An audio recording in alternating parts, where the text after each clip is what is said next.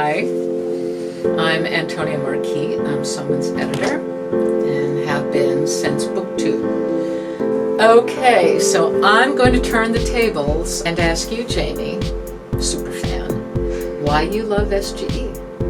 Oh, that's like a really An editor wants to know. It's a really layered question because originally I really enjoy like how all the characters have such complicated relationships with everything, because some parts of book 1 I find myself like loving Agatha and then hating Agatha for what she did and then like being okay about Agatha, and I really like that contrast with everyone. She's not boring. Yeah, she isn't. I really have to like reconsider at the end of each book. It's like, okay, where do I stand with these characters? Yeah. Because I don't know, end of book 2, Tedros was like, I was not happy with Tedros at all. Yeah. And then he does get back to that book 1 standpoint. Well, Tedros' arc his arc is very complicated. Yeah.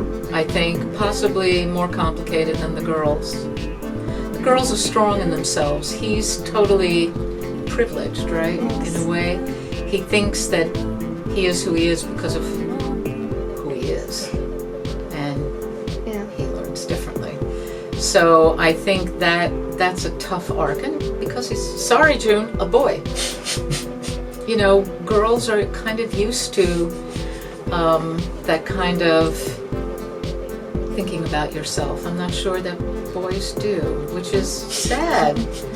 No, it is sad because everybody has to, right? I feel like Tedros has to overcome more things in his arc, because immediately at the start of book 1, Sophie and Agatha are already like subverting expectations by like Agatha living in a graveyard, and the reader's already expecting that they're not in place. Right. But then you have Tedros come in. Right. He's like any movie character. He's Zac Efron. You know? So he has to overcome that expectation. Yeah.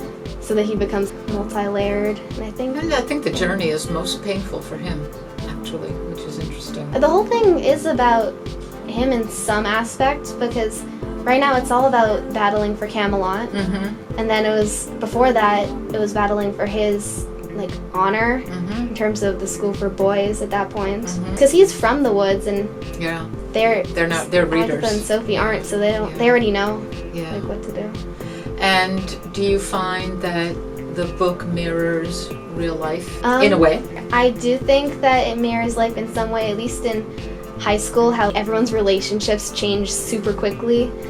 And it could almost mirror, like, book 1 could be 9th grade, perhaps, and maybe, because everyone, you know, Sophie and Agatha, they're coming to, like, this new school. There are kids there who already know what's going on. They won't tell Sophie and Agatha what's happening. And like as they adapt to the environment, it just changes, because when you go from underclassmen to upperclassmen, that changes as well.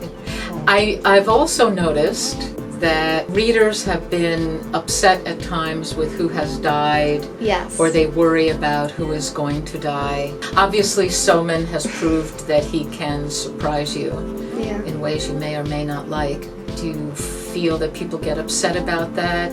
I feel like this fandom is different from other ones, where everyone on there is really nice, and with really few exceptions, even if people really hate this one School for Good and Evil character, there's still going to be that other side of everyone like pushing back and like, no, we love this character, you know?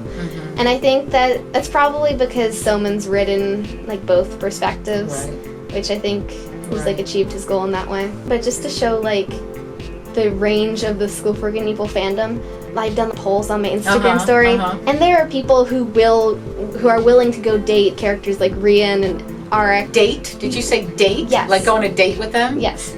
Well, I don't know. The lore of the bad boy. That's nothing new.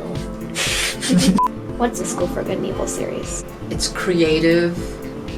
It's rule breaking. It's warm. It's respectful. It's zany, it's crazy, it's outrageous, and it's happy in the end, right? But real, the way life is. So honest, enjoyable, real, creative. A good read. A good read.